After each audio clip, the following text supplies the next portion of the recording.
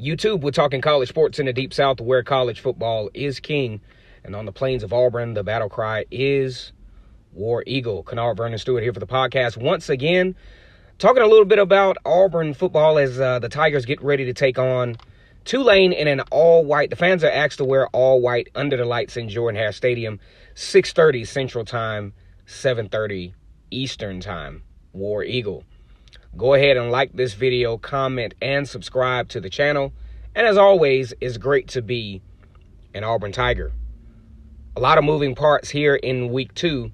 Auburn, the 10th ranked Auburn Tigers, take on the Tulane Green Wave in a game that's going to be largely overshadowed by the likes of crucial matchups between Texas A&M and Clemson and Texas versus LSU. My honest favorite out of the two is the Texas versus LSU game. It's a relatively regionally compacted game, as Louisiana is not too far from Texas. And it has a lot of recruiting implications, I believe, because, of course, if you look at LSU's roster, I mean, you have guys from Texas up and down that roster. So, this will be an excellent opportunity for LSU to make an impression in the state of Texas against the Texas Longhorns. And both teams will be able to see really where they are after finishing off very strong last year in the 2018 campaign. So you'll get to see really early where these two teams stand as they start to move forward. Now, the Auburn Tigers, on the other hand, taking on Tulane. Tulane has won 6 of their last 7 games since Justin McMillan, the transfer from LSU, has been the quarterback. They have been very successful with moving the football. They like to run a lot of multiple sets. And what we're going to talk about here today is, what do both teams need to do to either win this game and obviously to be successful in this particular football game. We're going to talk about the Tulane Green Wave first. I think this is a very interesting football team. Tulane really doesn't have the luxury of, attaining some of the high-end recruits across the country, but they do very well with what they have, coming off of a 7-6 record on last year, having some nice conference wins, also capping off with a bowl win. Very nice when those schools are able to become bowl eligible and participate in the offseason and garnish themselves a little bit more national exposure. That's a really, really nice deal for Tulane. Now, one of the things that I think is going to be very important, number one, is going to be very important for Tulane to, definitely win the turnover battle.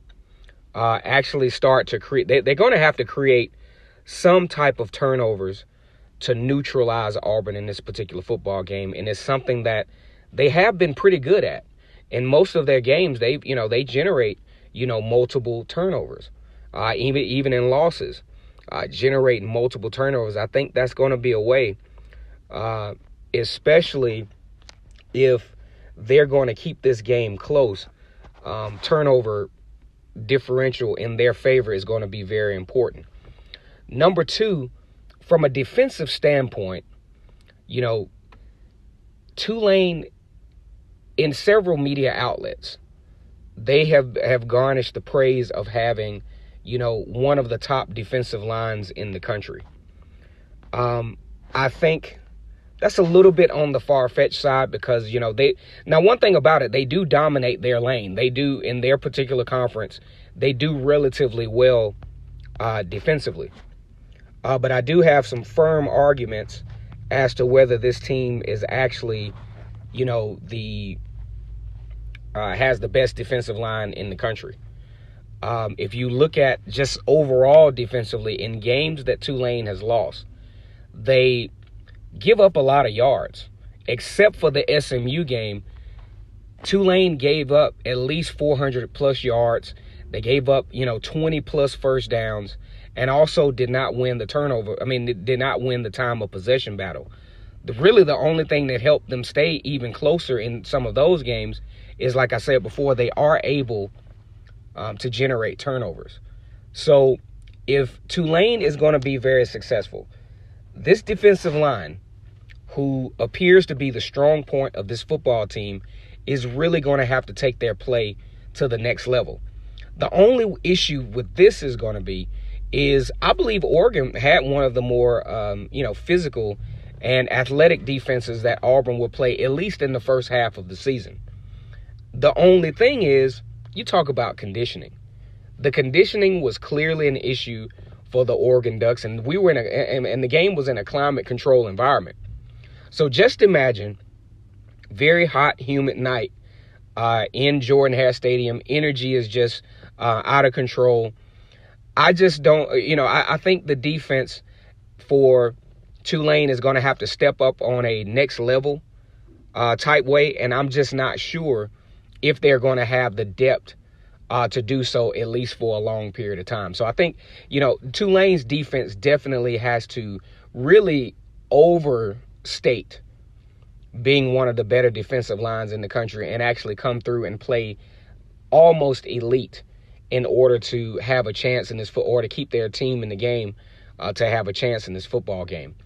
The last thing, number 3, is Justin McMillan, the quarterback for Tulane, is going to have to play lights out. He's going to have to really be a general of this particular offense. They're predicated on a lot of no huddle, a lot of getting teams out of position, even like to run the option with their very, very good running back. I think that Justin McMillan is really going to have his head on a definite swivel to really, really place his guys in position to be really successful against a very, very aggressive Auburn defense who played very, very well in the second half against Oregon after Oregon had jumped up 14-6. Auburn only allowing Oregon 7 points in the second half in a very stellar performance for the Tigers in that second half, giving Auburn the opportunity to actually win that particular football game. Now we flip to the other side, SEC 10th ranked Auburn Tigers. What are the 3 things that Auburn has to do to win this particular football game, to be dominant in this game? Number 1, again, Auburn has to get better at, punt return coverage. Auburn it was absolutely abysmal. I'm not too sure if Oregon would have even had the success that they had offensively if Auburn played better with punt return coverage. One thing I did note is the fact that, the punter definitely is going to have to stop out kicking the coverage. Did a little bit better of a job late in the third quarter on to the fourth, but the punt coverage was just absolutely terrible, and it was a reflection on what has been the Achilles heel for Auburn for the last few years.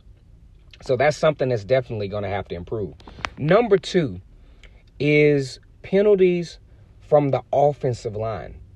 And the penalties came at such a crucial time when Gus Malzahn is trying to get some kind of tempo, trying to get some type of, rhythm going with the offense, jumping off sides. Prince Winagu had a big one when Auburn was starting to establish some momentum.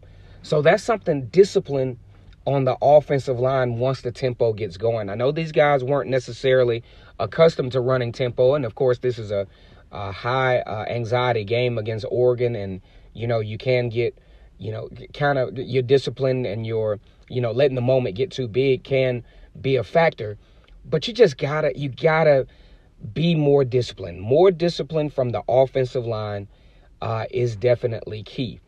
Number 3, Bo Nix. How well will Bo Nix progress from week 1 to week 2? That's been my question since the Oregon game. I was casually excited about the play of Bo Nix. I thought he did relatively well in some situations, but some situations I think he wasn't patient enough. I think he, was a little bit on the fight or flight thing a little bit too quick. There were some plays that even in his scrambles, he scrambled errantly. instead of scrambling, he should have utilized his pocket a little bit more, because oddly enough, Auburn actually gave Nix a decent pocket to throw out of at times. But I think Bo Nix allowed the pocket to collapse and allowed himself to think that the pocket was collapsing a little bit too quick. Now, the caveat to that is the fact that the wide receivers are going to have to play a little bit more aggressively. I did not see any serious aggressive receiver play until the last few drives where the game was on the line. The wide receivers, as well as the offensive line, is just going to have to play a little bit more consistently, play a little bit more physical in order for Auburn to blow this game out, which I think they should. Also, a part of number 3 is, I think Gus Malzahn and his play calling, he's got to utilize more effectively the rest of his the rest of his running backs, because I really think, he's not accentuating the talents of Cam Martin, Sean Shivers. DJ Williams may still be out with injury, but I think this Auburn running game can be a little bit more dynamic than having just one guy, which was Boobie Whitlow, running and gasping for air because he's fatigued from having to run so many times consecutively. Now, mind you, he did have the hot hand, and I do get it to where when you do have someone with the hot hand in such a huge game like Oregon, where the game is on the line, and you know that this is a very big game perception-wise, not only for you as a head coach, but for the perception of the program. And, what a huge win for the Tigers in this game. Those are the 3 things that I think Auburn needs to concentrate on in order to be successful. And this is a situation, guys, where I all but know, even though, you can never tell with the likes of, say, Tennessee versus Georgia State, Wyoming against Missouri. You never know, when your time will come to lose to a menial opponent. But I really think this is an Auburn team that will take care of Tulane. But it's to what extent? They will be much more physical than Tulane, obviously much more talented, but a solid performance. I would rather have a 35-7 win for the Tigers with complete dominance versus having a 52-21 win that's riddled by a bunch of scooping scores and things that can't transfer over to when Auburn plays in Power 5 competition again, like they did against Oregon. So I really think this is a huge opportunity also for the coaching staff to start to develop a culture of discipline, to not play down to the opponents. Because we all remember Auburn against Mercer, Auburn against Jacksonville State. Games like those unnecessarily close games for the Tigers, where you need to be shoring up some things instead of waste of utilization of energy against a Mercer or now a Tulane, when you need to be shoring things up to get ready for Power 5 football, where you're going to need all the help and all the energy that you can attain in those games. All right, guys, let me know what you think about this. Those are the 3 things I think Tulane should do, and those are the 3 things I think Auburn definitely should do to be successful in this particular football game. Obviously, no question, in my opinion, as to whether Auburn will win or not. We're talking about a 17-point spread for the Tigers, and if you are a betting person, 17 points, and you have to decide whether Auburn will cover the spread, and if they do, whether they will score under 52 points or over. That's for all my betting folks out there. Once again, it's Kennard Vernon Stewart for the podcast talking Auburn football, getting ready for this game against Tulane. Go ahead and like this video, comment, and subscribe to Vernon Speaks Sports Auburn. And as always, it's great to be an Auburn Tiger, War Eagle.